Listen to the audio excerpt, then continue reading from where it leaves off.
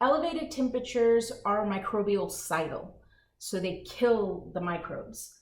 We have two major forms of control using heat: moist heat and dry heat.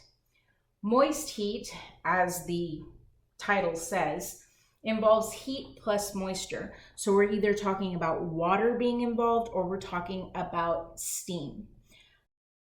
It includes measures such as boiling water or using an autoclave. Autoclaves actually heat to the point that steam goes into the chamber, and it is extremely hot steam. if you've ever had to empty a boiling pot of pasta, your hands holding the handles, every now and again you're like, right? Because it gets real hot real fast. As far as being microbiocidal, it operates at lower temperatures for shorter exposure times to achieve the same effectiveness as dry heat. The microbiocidal effect is the coagulation and denaturation of proteins. So literally, I'm heating these cells so much that they're kind of clumping together in some cases, and in other cases, they're just falling apart. The knit sweater getting pulled apart. With dry heat, we're not talking about using any type of moisture. Now we're only talking about using heat. It includes measures such as a direct open flame or the use of an oven. We've seen the direct open flame forever now with our inoculating loop and putting it into the flame of the Bunsen burner, heating it until it's red. Same concept. This dehydrates the cell, which impairs metabolism. It will denature proteins because it's heat. If we're talking about a direct open flame, then it burns the cells to ashes. It literally incinerates them. The moist heat methods that we're talking about include boiling water, pasteurization, and autoclaving. A boiling water bath is a disinfectant method. It will not completely kill all of the organisms, so it's not really considered sterilization, but it is useful for disinfection at home. Boiling baby bottles and the nipples that go with them. People have used that for years and years and years, probably 200 years, to make sure that the bottle and the nipple are sterile. 200 years, probably about 100 years, maybe longer. But the next type of moist heat we're going to talk about is pasteurization. I'm sure you've heard of pasteurized milk by now. It is a moist heat method used to reduce the number of pathogens in liquids such as juice and milk. But again, it's not considered sterilization. This is about controlling numbers. It's not about completely getting rid of everything. Autoclaving, however. An autoclave is a machine that combines moist heat with pressure to achieve complete sterilization. It's used for all types of heat-resistant materials, such as surgical instruments, glassware, heat-resistant plastics. When you are working in a micro lab and you are trying to grow specific bacteria, that specific bacteria needs to have something to grow on that has nothing else on it. So when you're making plates or you're making liquid media, you will put it in the autoclave when you start to make sure that there is nothing extra growing in those fluids or in that agar. Be sure to check out the great photos and text on table 9.5 to help you better visualize these methods. Now let's talk dry heat. Incineration utilizes a direct open flame, such as our Bunsen burner when we're inoculating plates. There we go, that's the word I was looking for. Or super high heat. These are things like infrared incinerators. It is a method of sterilization. We're trying to kill everything. We're not like just reducing numbers. We're not just killing vegetative. We're trying to get everything in a shot. It's used for small lab instruments. If only like a Bunsen burner or a small infrared incinerator is available. Mr. Cowart from the Kingsville campus actually has, it looks like a little tube, and you put the inoculation loop in there. There's no open flame, but that thing is an incinerator. It gets super hot. Now, mind you, I had never used it, so I put the entire inoculation loop in there thinking I could grab it with no big deal. Yeah, I burned my fingers pretty bad. The destruction of infectious materials like bedding, dressings, samples. If large-scale infrared incinerators are available, you can do this. Incinerators can, well, basically burn things. If you have extremely infectious material, I'm sure when COVID started, they either autoclaved the bedding that these patients had or they incinerated them. Because at the time when COVID first started, it was like plague. We didn't know how it spread. We weren't sure. We kind of had some ideas, but we weren't positive. So we wanted to make sure everything was gone. There couldn't be any more like clinging to anything. As our knowledge got better, we understood that you could wash it in bleach and it would be fine. But when things first, kind of came to light, I'm sure that there were times where things just were burned. The bubonic plague was another thing where they would burn the bedding. Sometimes, depending on if a whole family died, they would burn the house down. And yeah, I understand that that's awful, but it was a way to ensure that nothing that was infectious could get out of that house. A dry oven. Electric oven that uses only heat. It can take a long time to sterilize. The oven first has to reach temperature, which even if you have an oven at home, that takes about 10 minutes. And then it has to hold the items at a specific temperature for 2 to 4 hours to achieve sterilization. This is used only with heat-resistant items. If I were to put a plastic bucket into my oven at, 475, it would melt. So only heat-resistant things are able to go through this process.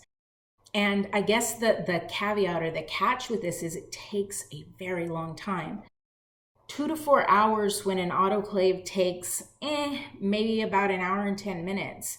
If we're talking about getting things taken care of, you want the autoclave because it gets it done, you're done, you don't have to worry about it anymore. With the oven, yes, it's effective, but you kind of have two problems. The thing that you're trying to sterilize has to be heat resistant. We're talking Pyrex, we're talking cast iron, things that won't melt. And time-wise, it's going to be an extended period of time that you're going to have to wait. Switching from heat to cold. Methods of physical control, low temperatures. Methods involving the use of low temperatures are targeted at slowing microbial growth, primarily in food during processing and storage. The use of low temperatures is microbiostatic. In other words, I'm not killing anything, I'm just slowing them down so that the numbers don't get too high. We are using a growth control method that's just keeping the numbers low. When we cook and things are at a high temperature, it pretty much kills what's in there. True.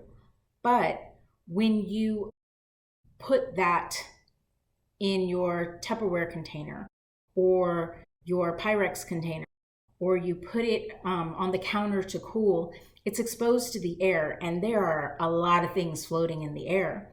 So when the air touches it, it's actually putting stuff on it. Now, that doesn't mean, oh my gosh, I'm going to die. No.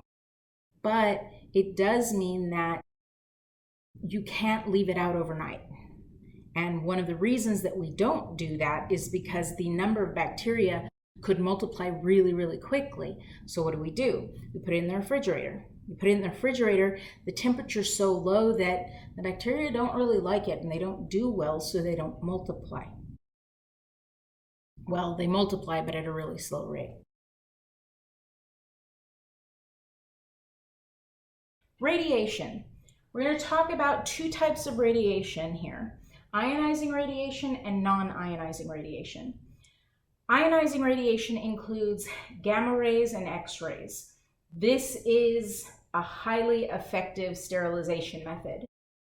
It is a great alternative for sterilizing the heat-sensitive things like plastics, gloves, tissues, bone. And we can see that some places actually do use ionizing radiation for food. It is a commonly used technique in the United States more than other parts of the world for this purpose. If you've ever seen apple collection places, I don't know, I don't want to say an apple orchard because it's not the orchard, but they will run the fruit underneath UV light, and basically it helps to kind of kill whatever's on the surface of that fruit. And it means that it lasts longer for shipping and staying in the store. Non-ionizing radiation includes ultraviolet radiation or UV radiation. It doesn't really penetrate as well as the ionizing radiation, so it's only really good for sterilizing surfaces. It can be used in the private sector to sterilize things like eating utensils, cell phones, toothbrushes, and even pacifiers. Everybody's seen those little cases that you can put your phone in and it lights up. That's going to be ultraviolet radiation. It isn't going to be ionizing radiation. It can be used in hospitals to disinfect operating room surfaces, even in food preparation areas. So when they're done and they've cleaned an operating room, they actually have a UV light that is on a timer that they turn on, and the whole room is exposed to UV for a specific amount of time. For a whole room, I'm not sure what it is. It's a way to sterilize everything just using that. I believe I've mentioned this before, that I have a case that has all of the goggles for Microlab. And when we get done using those goggles, everybody puts their goggles in, and I turn on a 15-minute timer that's a UV light that basically makes sure that those are completely sterile. So what does UV radiation actually do? It causes the formation of things called Thymine Dimers in the DNA of microbes. Thymine Dimers are when you have two neighboring thymine, okay, two adjacent thymine molecules or bases that will bind laterally. They bind horizontally to each other. If the dimers aren't fixed, the error is passed along during replication and transcription. That can actually cause problems because the DNA isn't getting made the way that it's supposed to be made. And since they're stuck together like super glue, it basically could cause the death of that microbe. Remember, this is my genetic code. These are my instructions. If I knock out these two thymines and they're really important to something, I'm going to have issues. Filtration is another type of physical control that we have. It is a very effective way to physically remove microbes from either air or liquids. Everybody knows that you've got an air filter in your air conditioner. The pore size, how big the holes in the filters are, determines what can go through and what can't. Just like having a colander or a sieve that you pour pasta through. If you've got holes this big, it's not going to be real good for spaghetti. But maybe if you have potatoes and you just want to rinse them in the sink, they're probably not going to go through holes this big. Again, the pore size of the filter determines what can go through it. For air, our gold standard is a HEPA filter, which stands for high efficiency particulate air. They're used to remove any airborne contaminants in hospitals, and in clean rooms, you have very, very fine HEPA filters so that the air passing through just lets the air pass through and hopefully not much else. For liquids, there are liquids that we do need to sterilize or to clean but we can't do it with boiling, and we can't do it with autoclaving because they are heat sensitive liquid. For example, you've got things like albumin. Albumin is something that we use in cell culture when we're working with like kidney cells or things like that. And albumin is something that you have to have for those types of cells. It's a protein kind of food mixture that you need as a component of those cells' fluid that they're sitting in. The thing is, you can't put albumin into heat. Making it very simple, albumin is basically the clear part of a raw egg. If you put that in heat, it cooks. So you can't do that. So what do? You filter. Liquids that are not heat resistant: serum, blood products, vaccines, drugs, IV fluids, media, milk, beer. You've got these membranes, see the brown thing right here, that are actually filters. So the liquid will go through, but the things that don't fit through the holes won't. Membrane filters are generally used to sterilize liquid, but you can use charcoal, diatomaceous earth, or porcelain if you need to as well. The only problem with this, I can remove the big living things, but if there are chemical compounds like toxins in the mix, they're going to get through because they're atomic in size. They're not big living cells.